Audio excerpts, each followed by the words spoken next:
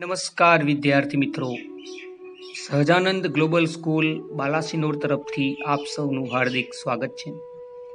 આજે આપણે ધોરણ 10 ગુજરાતી વિષયમાં એક કાવ્ય જોઈશું જેનું નામ છે હું એવો ગુજરાતી. તેના કવિ વિશેની માહિતી જોઈએ તો પ્રસ્તુત કાવ્યના કવિ છે વિનોદ જોશી. પૂરું નામ જોઈએ તો વિનોદ હરગોવિંદદાસ જોશી, જેમનો જન્મ 13/8/1955 રોજ થયો હતો અને બોટાદ તેમનું વતન છે.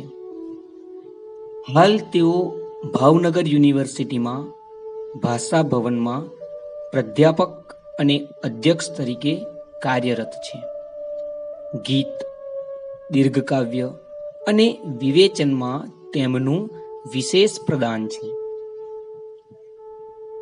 કાવ્ય સંગ્રહો તેમના જોઈએ તો ઝાલર વાગે જૂઠડી, શિખંડી, તુંડીલ તુંડિકા વગેરે તેમના કાવ્ય સંગ્રહો છે. તેમજ અભિપ્રેત, નિવેશ, સોનેટ, રેડિયો નાટક સ્વરૂપ સિદ્ધાંત વગેરે તેમના વિવેચન ગ્રંથો છે. પુરસ્કારમાં જોઈએ તો તેમને ગુજરાત સાહિત્ય અકાદમી તરફથી કેટલાક પુરસ્કારો પ્રાપ્ત થયા છે. તેમજ ગુજરાત રાજ્ય સાહિત્ય ગૌરવ એવોર્ડ પણ તેમને મળેલ છે. પ્રસ્તુત કાવ્ય ગુજરાતના મહિમાનું વર્ણન કરતા કાવ્યોમાં એક વિશિષ્ટ એકાએક કાવ્ય છે. ગુજરાતી હોવાના ગૌરવથી ગીત રચનાની શરૂઆત થાય છે. પ્રકૃતિએ સર્વ વિશેષતાઓથી ગુજરાતને રળિયાત કર્યું છે. અહીં નદીઓ, પહાડો, રણ, જંગલ અને સમુદ્ર બધું જ મળ્યું છે. એ કારણે ગુજરાતી પ્રજાનું ખમીર ખીલી ઉઠ્યું છે. અહીં ગાંધી, સરદાર વગેરે પ્રેરણા પુરુષો પાક્યા છે, જે સદીઓ સુધી વિશ્વને જ્યોત બનીને માર્ગ બતાવતા રહેશે. ગુજરાત સંતો અને સુરવીરોની ભૂમિ છે. સિંહો જેવી અનેક વિરલ પ્રજાતિને ગુજરાતની પ્રજાએ સાચવી છે. એની સાંસ્કૃતિક વિરાસત પણ અનન્ય છે. આ બધું જ હોવા છતાં ગુજરાતી હોવાનું પ્રાદેશિક અભિમાન નહીં, પણ ભારત માતાના એક અંશ હોવાના ગૌરવ સાથે વિનોદ જોશીએ આ ગીત વિરમ્યું છે. ગુજરાત એની સમગ્ર વિશેષતાઓ સાથે પ્રસ્તુત ગીતમાં નિરૂપાયું છે. આપણે કાવ્ય જોઈએ તો કહે છે કે હું એવો ગુજરાતી, એટલે કે હું એવો ગુજરાતી છું કે જેની હું ગુજરાતી એ જ વાતથી ગજગજ ફૂલે છાતી. હું એવો ગુજરાતી છું કે જેની હું ગુજરાતી છું એ વાત માત્રથી જ છાતી ગર્વથી ફૂલે છે. મન અતિશય હરખાય છે. કઈ વાતથી? કે માત્ર હું ગુજરાતી છું એ વાતથી જ જેની છાતી ફૂલે છે, જેનું મન હૈયું હરખાય છે, એવો હું ગુજરાતી છું. અંગે અંગે વહે નર્મદા, મારા અંગે અંગમાં નસે નસમાં નર્મદાના નીર વહે છે. શ્વાસોમાં મહીસાગર, અને શ્વાસોમાં મહીસાગરના નીર છલકાય છે. અંગે અંગે વહે નર્મદા, શ્વાસોમાં મહીસાગર, અર્થાત કે મારા અંગે અંગમાં નર્મદાના નીર છે, તો વળી શ્વાસોમાં અંગે અંગમાં નર્મદાના નીર છે, તો શ્વાસોમાં મહીસાગરના નીર છલકાય છે. અરવલ્લીનો પિંડ, પિંડ એટલે આકાર, પિંડ એટલે આકાર, અરવલ્લીનો પિંડ અર્થાત કે અરવલ્લીનો આકાર એટલે કે અરવલ્લીનો આ દેહ, અરવલ્લી પર્વતમાળાની વાત છે, એનો જે દેહ એટલે કે પર્વતમાળા જે છે, પ્રાણમાં ધબકે છે રત્નાકર, મારા પ્રાણની અંદર ધબકે છે કોણ? રત્નાકર. રત્નાકર અર્થાત કે સમુદ્ર, સાગર. કવિ કહે છે કે મારો દેહમાં અરવલ્લી છે, અરવલ્લીનો દેહ મારામાં છે, શ્વાસમાં સાગર ધબકે છે, હું સાવજની ત્રાળ, સાવજ એટલે સિંહ, સિંહ, હું સાવજની ત્રાળ છું એટલે કે હું સિંહની ગર્જના છું. હું જ ગરવી ભાષા લચકાતી, હું જ ગરવી ભાષા લચકાતી અર્થાત કે હું જ ગરવી ગુજરાતી ભાષા છું. કહે છે કે મારા અંગે અંગમાં નર્મદાના નીર વહે છે, શ્વાસોમાં મહીસાગર છલકાય છે, મારામાં અરવલ્લીનો દેહ સમાયેલો છે, મારા શ્વાસમાં સમુદ્ર અરબ સાગર ધબકે છે, હું પોતે સિંહની ગર્જના છું અને હું જ ગરવી ગુજરાત છું. આગળ કહે છે નર્મદા નવરાત્રીનો ગર્ભદીપ હું શત્રુંજય શૃંગ.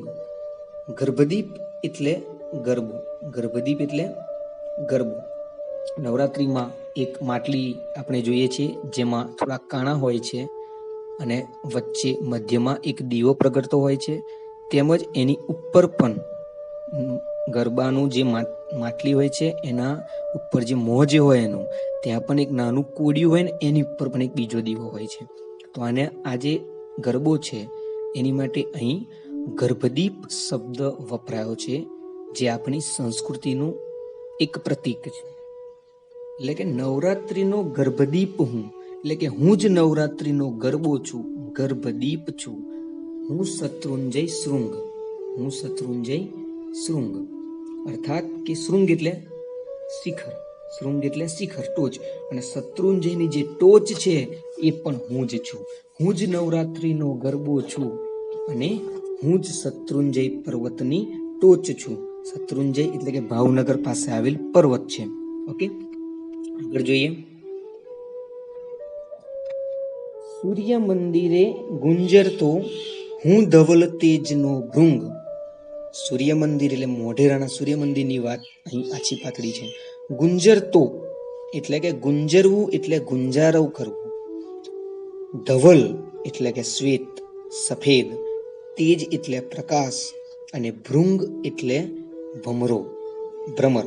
કહે છે કે સૂર્ય મંદિરે ગુંજરતો હું ધવલ તેજનો ભૃંગ અર્થાત કે હું સૂર્ય મંદિરનો ગુંજારવ છું અને હું જ સફેદ પ્રકાશનો ભમરો છું, શ્વેત તેજનો ભ્રમર છું. આગળ છે હું ગિરનારી ગોખ, દ્વારિકા હું જ સુધારસ પાતી. હું જ ગિરનારી ગોખ અર્થાત કે ગિરનારના ગોખ હું જ છું, ગિરનારનો ગોખ પણ હું જ છું, અને હું જ દ્વારિકા જે કૃષ્ણનગરી કહેવાય છે, એ દ્વારિકાના કૃષ્ણની પ્રેમ સુધાનો રસ પાઉં છું. હું જ ગિરનારનો ગોખ છું અને કૃષ્ણની દ્વારિકા નગરીનો હું જ પ્રેમ સુધાનો રસ પાઉં છું. દુહા છંદની હું રમઝટ, હું ભગવું ભગવું ધ્યાન. હું દુહા છંદની રમઝટ છું અર્થાત કવિ એમ જણાવે છે કે ગુજરાતની અંદર જ દુહા છંદ આપણને વધુ લોકપ્રિય જોવા મળે છે. એટલે કે હું જ દુહા છંદની રમઝટ છું, હું ભગવું ભગવું ધ્યાન અર્થાત કે ભગવે કપડે હું ધ્યાન ધરું છું. મીરાની કરતાલ હું જ. શું કહે છે? મીરાની કરતાલ હું જ અર્થાત કે હું જ મીરાની કરતાલ છું, હું જ નિત્ય એક આખ્યાન એટલે કે હું પોતે જ એક આખ્યાન છું. કોનું આખ્યાન? આપણે વધુ પડતું જાણીતા છે. કોના આખ્યાન? તો કે પ્રેમાનંદના. તો કે હું જ મીરાની કરતાલ પણ હું છું અને પ્રેમાનંદનું એક આખ્યાન સ્વરૂપ હું પોતે છું. હું વિજા કરતાલ એટલે આપણે યાદ રાખીશું કે કાશી જોડા ઝાંઝ, અને આખ્યાન એટલે કે મધ્યકાલીન કાવ્યનો એક પ્રકાર છે. બીજું આગળ જોઈએ કે વિજાનંદનું હું જંતર. વિજાનંદ એટલે સૌરાષ્ટ્રની રસધાર, જે ઝવેરચંદ મેઘાણીનું છે પુસ્તક, એમાં અનેક વાર્તાઓમાંનું એક પાત્રનું નામ છે. તો કે વિજાનંદનું હું જંતર, અર્થાત કે હું વિજાનંદનું એક વાજિંત્ર છું, અને હું નરસૈની પ્રભાતી, અર્થાત કે હું જ નરસિંહ મહેતાના પ્રભાતી અર્થાત કે પ્રભાતિયા છું. પ્રભાતિયા નરસિંહ મહેતાના જાણીતા છે, જે આપણે સૌ જાણીએ છીએ. તો કહે છે કે વિજાનંદનું હું જંતર, હું નરસૈની પ્રભાતી, અર્થાત કે હું વિજાનંદનું વાજિંત્ર છું અને હું જ નરસિંહ મહેતાના પ્રભાતિયા છું. અર્થાત કે મારી અંદર મીરાની કરતાલ એટલે કે મીરાએ સૂચવેલ આધ્યાત્મિકતાનો ભાવ છે, પ્રભુ ભક્તિનો જે માર્ગ છે એ મારી અંદર સમાયેલો છે. પ્રેમાનંદના આખ્યાનમાં રહેલી વાર્તાઓ, જે સ્ટોરી છે એ પણ મારી અંદર છે. વિજાનંદનું વાજિંત્રનો જે ભાવ છે પ્રભુ ભક્તિ તરફનો, એ પણ મારી અંદર છે. નરસિંહ મહેતાના પ્રભાતિયા છું, અર્થાત કે નરસિંહ મહેતાએ પ્રભાતિયાની અંદર પ્રભુ ભક્તિની જે વાતો કરી છે એ દરેક ભાવ, એ ભક્તિ ભાવ, આધ્યાત્મ ભાવ, તત્વજ્ઞાન, એ બધું જ મારી અંદર સમાયેલું છે. અર્થાત કે મારા જેવા ગુજરાતીમાં સમાયેલું છે. મીન્સ કે પ્રત્યેક ગુજરાતીમાં આ વસ્તુ સમાયેલી છે.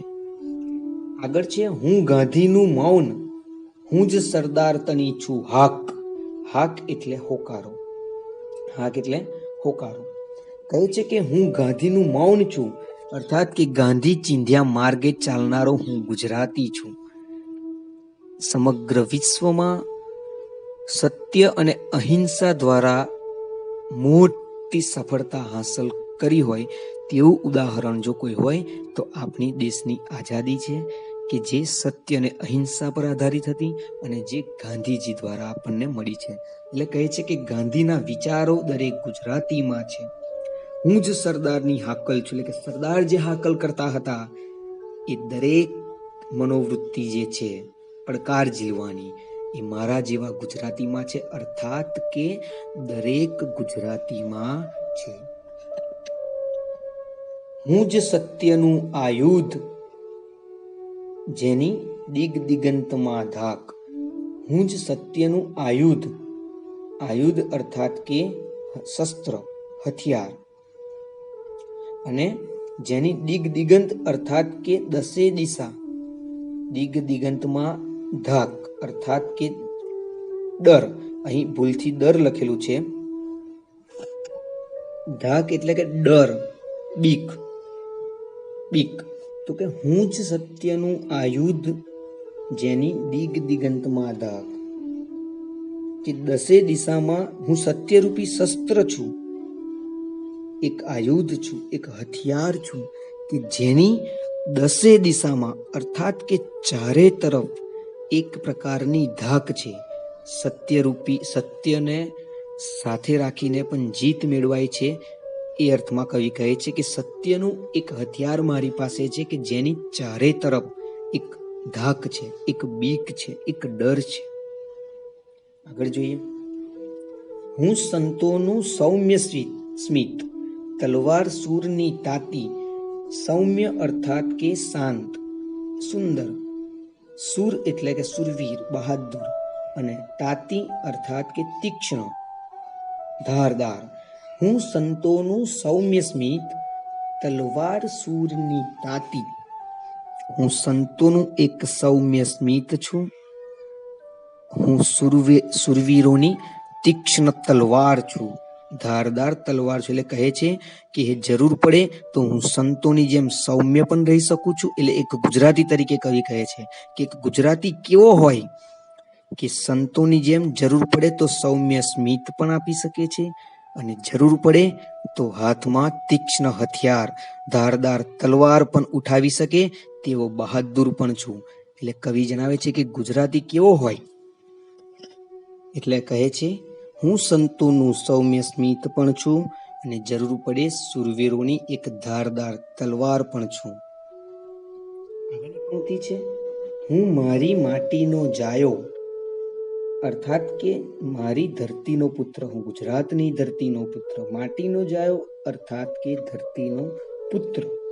હું ગુર્જર અવતાર, અર્થાત કે ગુજરાતની ભૂમિ પર અવતાર, એટલે કે ગુજરાતની ભૂમિ પર જન્મનાર છું.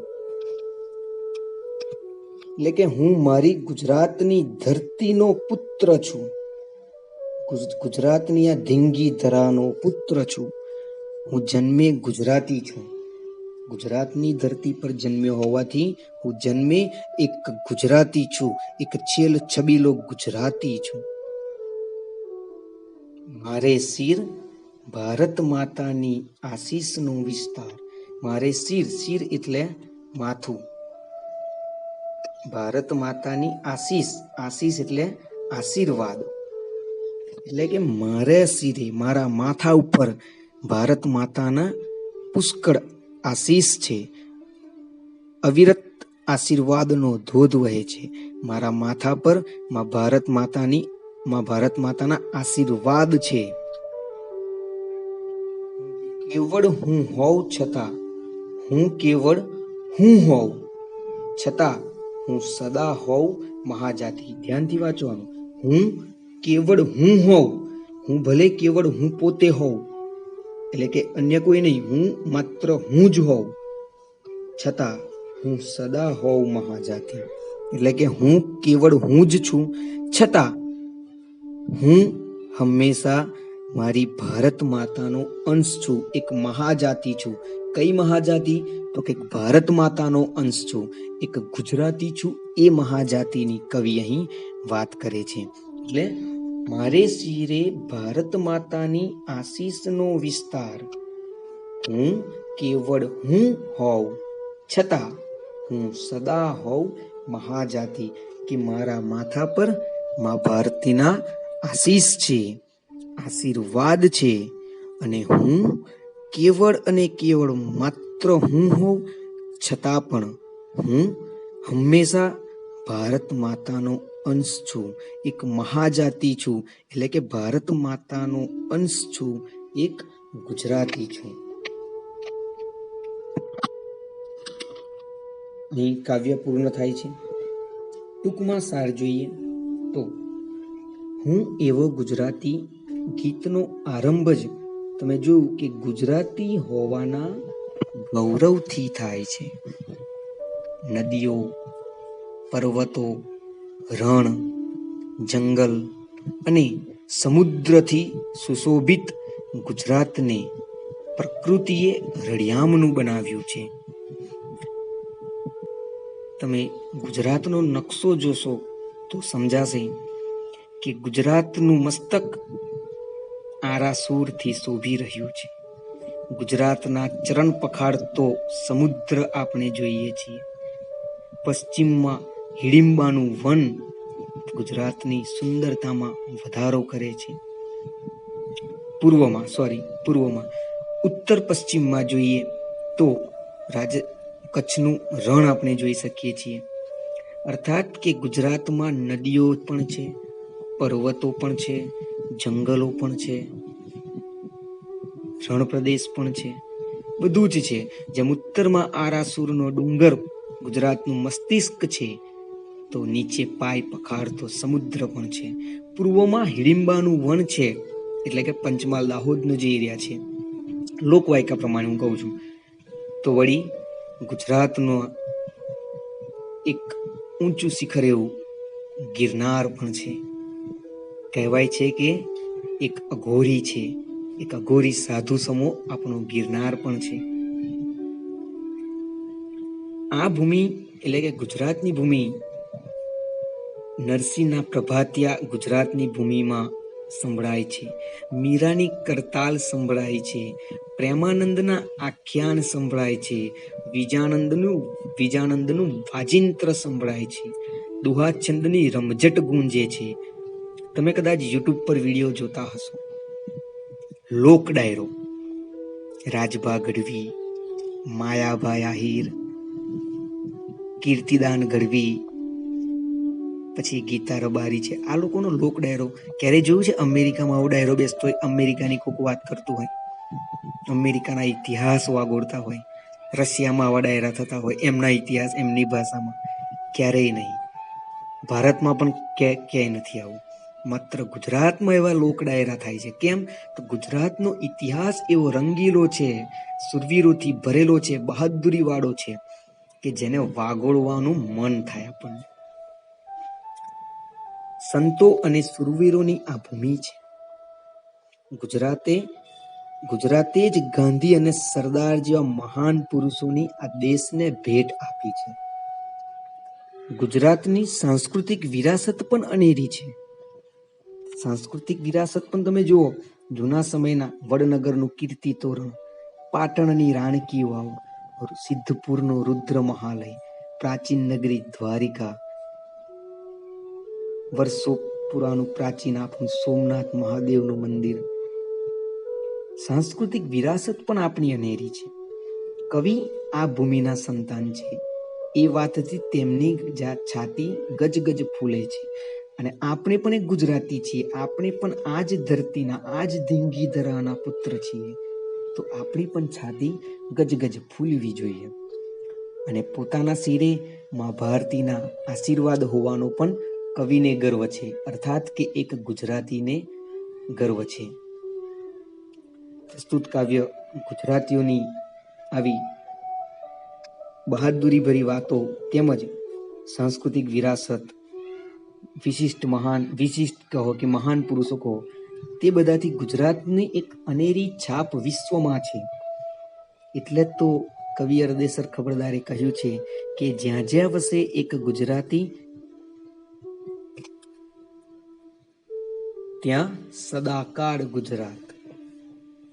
આપણે હવે કાવ્યની પ્રશ્નોત્તરી તરફ આગળ વધીએ. તો પહેલું છે, કાવ્યમાં કઈ નદીનો ઉલ્લેખ થયો છે?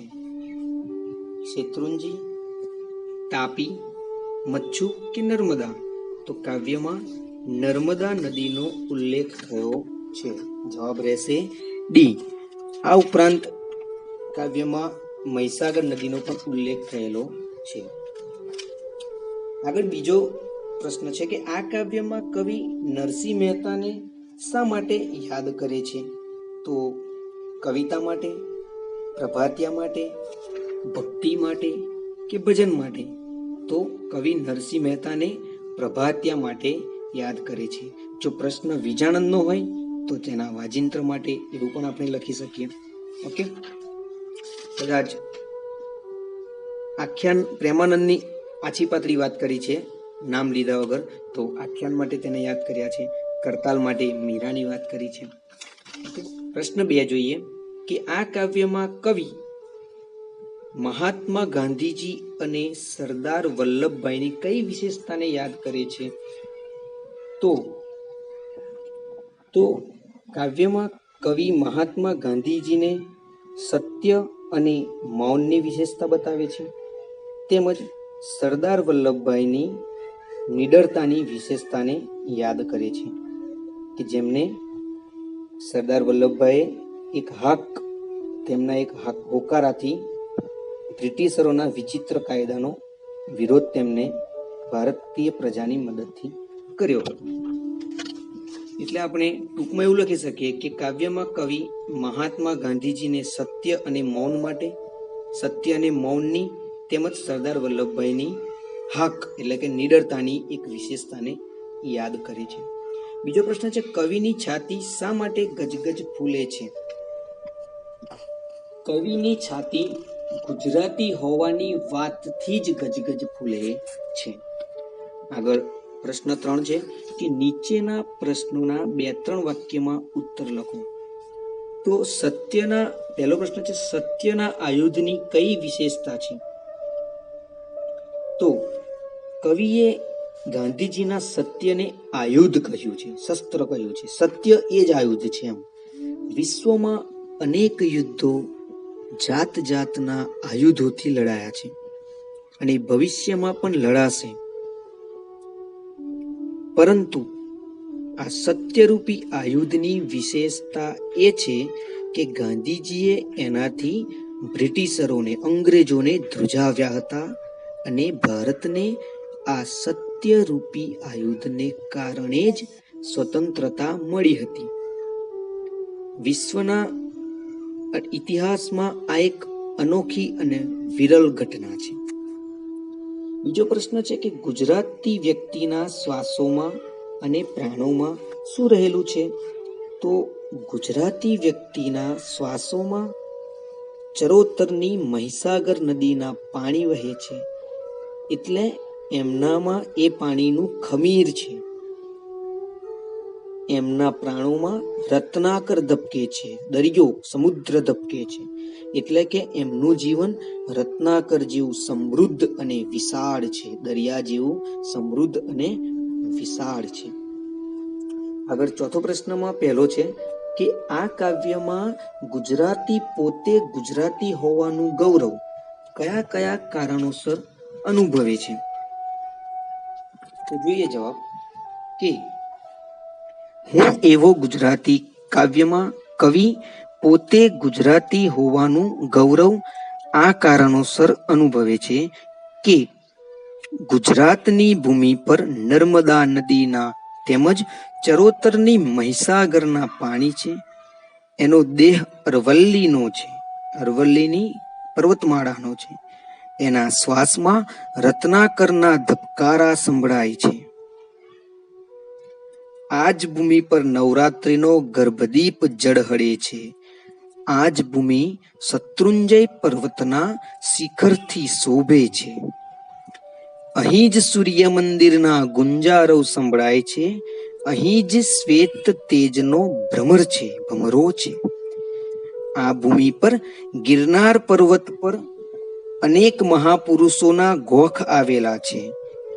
અહીંની દ્વારકા નગરીમાં કૃષ્ણ પ્રેમ ભક્તિનો અમૃત રસ પાય છે. આ ભૂમિ પર દુહા છંદની રમઝટ બોલાય છે અને ભગવાધારી સંતો ધ્યાન કરે છે. મીરા કરતાલ લઈને કૃષ્ણનું ભજન કરે છે. આ ભૂમિ પર જ અનેક આખ્યાનો રચાયા છે. આ જ ભૂમિ પર ગાંધી અને સરદાર જેવા વિરલ પુરુષોએ જન્મ લીધો છે. એમાં ગાંધીજીએ ધારણ કરેલું સત્યરૂપી આયુધ સમગ્ર વિશ્વમાં જેની ધાક હતી એ સત્યરૂપી આયુધ ધારણ કર્યું હતું. ગાંધીજીના મૌન અને સરદારની એક હાકનો એક જબરો પ્રભાવ હતો. આ સંતોની અને સુરવીરોની ભૂમિ છે, ધીંગીધરા છે, જેમણે પોતાના સૌમ્ય સ્મિતથી અને તલવારની તીક્ષ્ણ ધારથી ભૂમિની રક્ષા કરી છે. એ ભૂમિના પોતે સંતાન છે. એનું કવિ એક ગુજરાતી તરીકે ગૌરવ અનુભવે છે. આગળ બીજો પ્રશ્ન છે કે કાવ્ય પંક્તિ સમજાવો. હું મારી માટીનો જાયો, હું ગુર્જર અવતાર, મારે શિર ભારત માતાની આશીષનો વિસ્તાર. કે હું મારી માતૃભૂમિનો પુત્ર છું, હું જન્મે ગુજરાતી છું, મારા શિર પર ભારત માતા સતત આશીષ વરસાવે છે. કેટલાક અન્ય પ્રશ્નો તમને હું જણાવું તો આ કાવ્યમાં કવિ નરસિંહ મહેતાને શા માટે યાદ કરવામાં આવે છે? તો પ્રભાતિયા માટે. કવિએ સંતોના સ્મિતને કેવું કહ્યું છે? તો સૌમ્ય. કાવ્યમાં કયા પર્વતના શૃંગનો ઉલ્લેખ છે? તો શત્રુંજય પર્વતના શૃંગનો ઉલ્લેખ. કવિએ ધ્યાનને કયા રંગનું આયુધ કહ્યું છે? તો કવિએ ધ્યાનને ભગવા રંગનું આયુધ કહ્યું છે. પાઠ્યપુસ્તકમાં ગુજરાતની સાંસ્કૃતિક વિરાસતનું કાવ્ય કયું છે એવું પૂછે તો હું એવો ગુજરાતી એમ લખીશું આપણે. ગુજરાતનો પિંડ દેહ શાનો બનેલો છે? તો કે અરવલ્લીનો બનેલો છે. માટીનો જાયો એટલે શું? માટીનો જાયો એટલે ગુજરાતની ધરતીનો પુત્ર. કયા સંત કવિયત્રીની વાત આ કાવ્યમાં કરી છે? સંત કવિયત્રી તો મીરાબાઈની. સુધારસનું પાન કરાવતી નગરી કઈ છે? કઈ બતાવવામાં આવી છે? તો સુધારસનું પાન કરાવતી નગરી દ્વારિકા બતાવવામાં આવી છે. આવા અન્ય પ્રશ્નો પણ આપણે ધ્યાન રાખીશું. અત્રે આ કાવ્ય આપણે અહીં પૂર્ણ કરીએ છીએ. ગુજરાતની ધીંગીધરાની વિશેષતાઓ દર્શાવતું એક અલગ પ્રકારના શબ્દો દ્વારા જેને ગુજરાતને નવાજ્યું છે એવા વિનોદ જોશીને પણ આપણે યાદ રાખીશું કે જેમને ગુજરાત વિશેની આવી વિશેષ વાત કરી. કાવ્ય અહીં પૂર્ણ કરીએ છીએ. આશા રાખું છું કે મારા બનતા પ્રયત્નોથી તમને આ કાવ્ય સમજાયું હશે.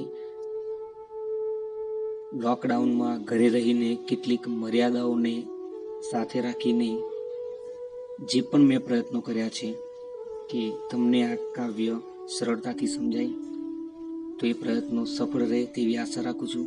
તેમ છતાં પણ કહું છું કે જો કોઈ પ્રશ્ન હોય તો આપ મને જરૂરથી જણાવી શકો છો. અસ્તુ. જય હિન્દ, જય ભારત.